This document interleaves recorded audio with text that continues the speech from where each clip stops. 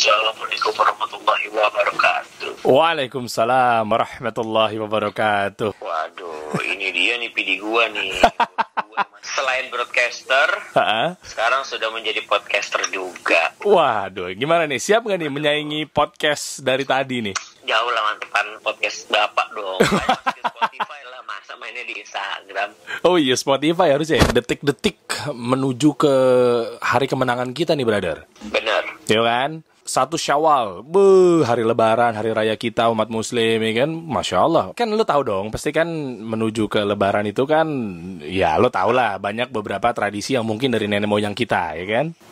Yang lo tahu apa aja sih yang lo tahu? Kalau yang gue tahu sih kan yang namanya hari kemenangan, di mana kita kembali menjadi fitri lagi ya, maksudnya jadi nol lagi, udah kayak bayi lah, segala dosa dihapuskan. Cuman kan yang namanya manusia kan perlu ada yang namanya lisan. Jadi menurut gue pasti ada yang namanya maaf-maafan. Tradisi yang gue tahu sih adalah saling maaf-maafan. Oke. Kalau maaf-maafan itu harus tahun sekali atau gimana? Sebenarnya sih tiap hari sih, cuman kan di sini kan momennya berbeda. Momen yang membedakan tuh menurut gue tuh adalah karena kan kita punya tradisi ya. Kita orang timur yang punya tradisi. Kalau karena gue mungkin tinggal di Pulau Jawa, tradisinya adalah dimana kita saling ngumpul sama keluarga, sungkem-sungkeman satu sama lain. Masih belum tahu nih, makanya gue mungkin banyak harus belajar sama Bapak Dedi Arsyah gini.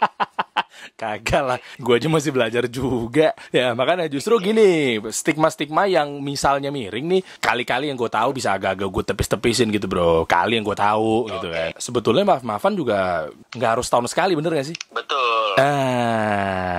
Ya kan? Pertanyaan gue gini deh bro. Yang A nih ya, yang A adalah apakah lu cuma sebatas ya udah nih, kali-kali gue punya maaf nih sama dia nih, ya gue minta maaf gitu ya, atau enggak atas sebatas kayak memang bener-bener dari hati minta maaf gitu ya. Itu yang pertama ya, yang A ya. Atau yang B. Yang B adalah memang betul-betul lu sandingkan ke syariat Islam, bahwa ini adalah syariat. Lu yang A apa yang B? Kalau gue sih sekarang gue masih di tahap yang A ya. Oke. Kalau gue kan memang dari zaman dulu, kalau untuk ngomongin masalah agama kan gue masih belum segitunya ya. Gue karena gue berpikiran masih tradisi. Agama itu adalah ketika gue diajarin hari Idul Fitri itu adalah hari kemenangan. Oh betul, memang itu hari raya kita, betul. Betul. Iya, hari raya kita hari kemenangan.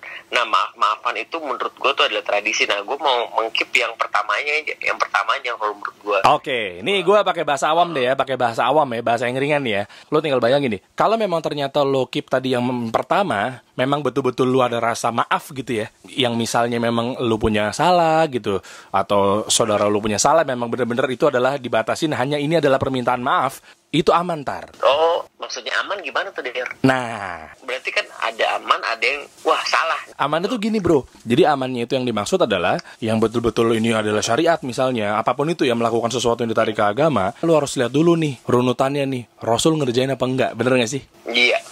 Sesuai yang dicontohin sama Rasulullah SAW apa enggak sih, tahu kan? Nah itu bro yang dimaksud bro. Jadi kebayang ya. Jadi bahayanya, bumerangnya buat kita, ketika kita melakukan benar-benar diniatin nih dalam hati nih, ya nggak sih? Misalnya kayak, wah ini berarti jangan-jangan ini perkara agama nih. Oke, gue syariatin nih. Ini adalah bagian dari nilai-nilai agama. Nah, taunya Rasulullah nggak contohin bro. Apes kita, amsyong gitu ya. Gitu. Kebayang ya? Gitu ya. Jadinya kan mikirnya malah jadinya, ya mohon maaf nih ya, jadinya, agama baru nih, tambahan-tambahan lagi nih, padahal kan Islam udah sempurna, bener gak sih? Iya, betul. Nah, itu, yang bahaya gini bro, jadi kenapa stigma-stigma ini dan kenapa konten ini lahir, yang bahaya orang jadi ikut-ikutan, tapi bener-bener mengatasnamakan agama loh. Iya. Ikut-ikutan, tradisinya ini, berarti harus ngelakuin ini misalnya, ngelempar apa gitu misalnya, doa-doa ini, ngelempar ini ke lautan agar ini, padahal nggak ada syariatnya tuh. Oh ya, kebayang. Gitu. Berarti ya maksudnya banyak orang yang juga yang kadang-kadang salah kaprah ya. Salah arti jadinya. Bener, dikit-dikit diagamain, dikit-dikit ditarik ke syariat gitu loh maksud gue. Nah itu yang jadi bahaya, makanya mau dilurusin lagi nih sebenarnya di sini. Apakah memang itu adalah sesuai yang dicontohin sama Rasulullah SAW apa enggak? Oke, selanjutnya nih ya, malam takbiran lo tahu kan? Tahu dong. Gue mau nanya lagi nih. Apa nih?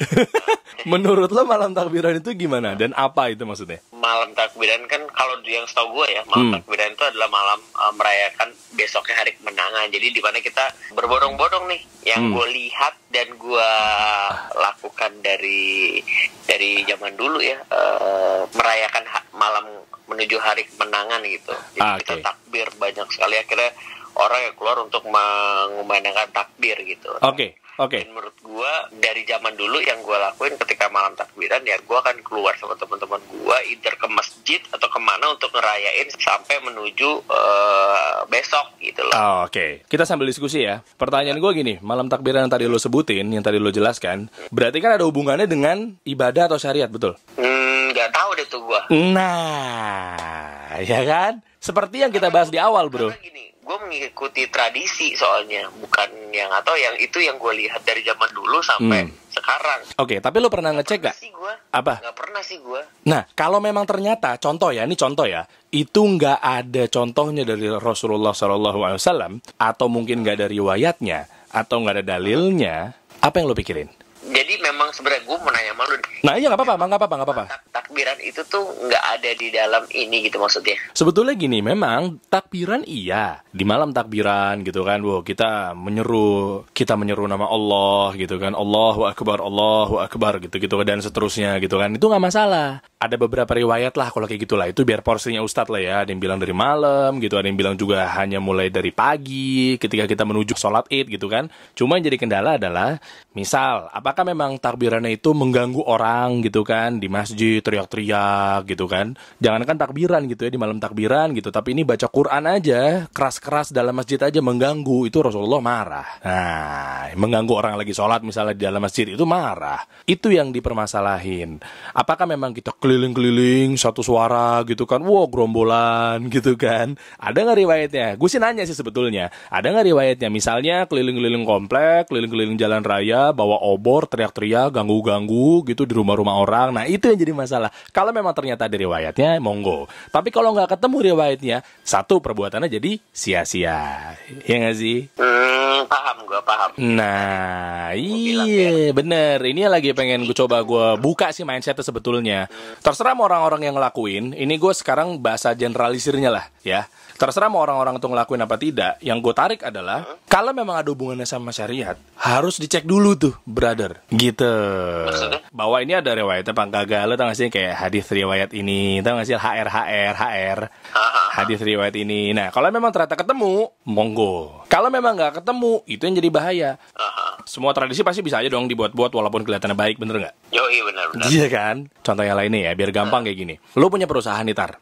Gua jadi pegawai lo, oke? Terus tiba-tiba ruangan lo, pas lo masuk ke ruangan, kan awalnya putih nih cat temboknya nih. Pas lo masuk, catnya jadi kuning. Mendadak gue nggak izin sama lo. Maksudnya baik lo akan gimana? Ya, nggak akan sebel dong. Nah, itu. Padahal maksudnya baik kan? Paham. Masuk ya, paham ya? Iya. Gitu bro, soalnya kalau gua nih ya, itu mah lu mah terserah ya. Buat orang-orang yang dengerin juga terserah. Kalau gue pribadi. Ini kan kalau lu pribadi. Yoi, kita bahas seputar mindset dan juga perspektif ya.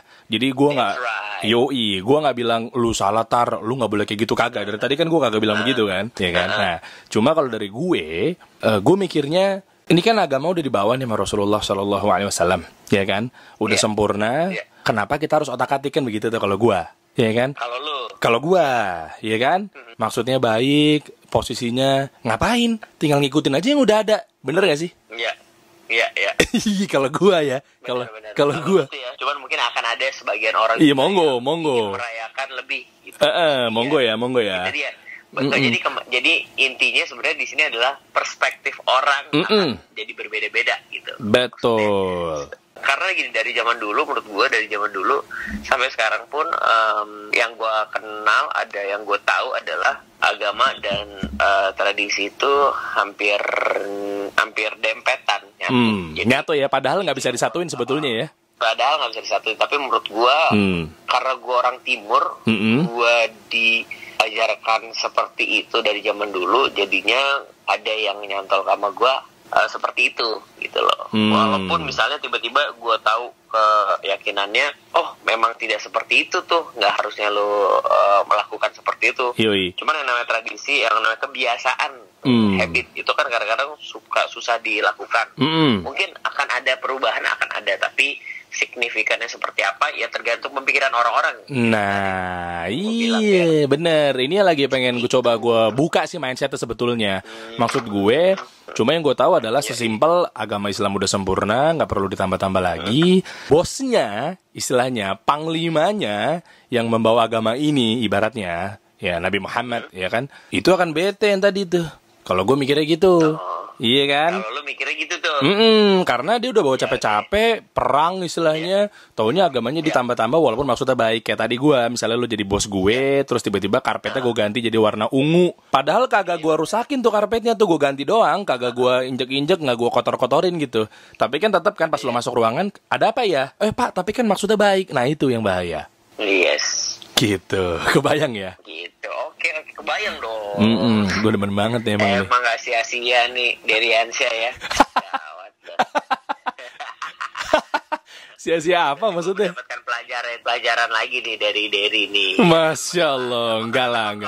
Kalau sampai sekarang gue, kalau dibilang ada pelajaran agama ya gue taunya dari teman-teman gue, dari orang tua gitu. Kalau belajar sendiri juga masih belum sedalam ketika lu mau pelajari agama deh. Iya benar. Dan juga kan nggak boleh belajar sendiri tanpa guru, bener nggak? Iya. Bahaya men. Gitu bro. Soalnya kalau gua nih ya, itu mah lu mah terserah ya. Buat orang-orang yang dengerin juga terserah. Kalau gue pribadi. Ini kan kalau lu pribadi. Yoi, kita bahas seputar mindset dan juga perspektif ya. Jadi gue nggak, gue nggak bilang lu salah tar, lu nggak boleh kayak gitu, kagak. Dari tadi kan gue kagak bilang begitu kan, ya kan. Nah, cuma kalau dari gue mikirnya ini kan agama udah dibawa nih sama Rasulullah SAW, ya kan, udah sempurna, udah bener-bener. Kenapa kita harus otak-atik kan begitu tuh kalau gue, ya kan. Kalau gue, ya kan. Maksudnya baik, posisinya ngapain? Tinggal ngikutin aja yang udah ada. Bener gak sih? Iya. Kalau gua ya, kalau gua. Ya. Cuman mungkin akan ada sebagian orang. Iya, monggo. Merayakan lebih. Gitu. Monggo ya. Jadi intinya sebenarnya di sini adalah perspektif orang akan jadi berbeda-beda gitu. Betul. Mau seperti apa? Lagi yang karena lagi dari zaman dulu, menurut gue dari zaman dulu sampai sekarang pun yang gue kenal, ada yang gue tahu adalah agama dan tradisi itu hampir dempetan. Nyatu ya, padahal nggak bisa disatuin sebetulnya ya. Padahal nggak bisa disatuin, tapi menurut gue karena gue orang timur, gue diajarkan seperti itu dari zaman dulu, jadinya ada yang nyantol sama gue seperti itu gitu loh. Walaupun misalnya tiba-tiba gue tahu keyakinannya, oh memang tidak seperti itu tuh, nggak harusnya lo melakukan seperti itu. Cuman yang namanya tradisi, yang namanya kebiasaan, habit itu kan kadang-kadang susah dilakukan. Mungkin akan ada perubahan, akan ada, tapi signifikannya seperti apa ya tergantung pemikiran orang-orang. Nah, iya bener. Ini lagi pengen gue coba gue buka sih mindsetnya sebetulnya. Kalau gue sih lebih baik misalnya memang lo pengen melakukan sesuatu yang tiba-tiba nih kayaknya nih asing nih menurut gue nih, misalnya gitu kan. Nah, mendingan lo tanyain dulu aja tar gitu. Kalau gue ya, gue nggak giring-giring kemana-mana, mau terserah tapi sih. Pemikiran gue. Yang ketika kita harus berubah, kita berubah bukan karena kata orang, tapi yang kita yakinin itu.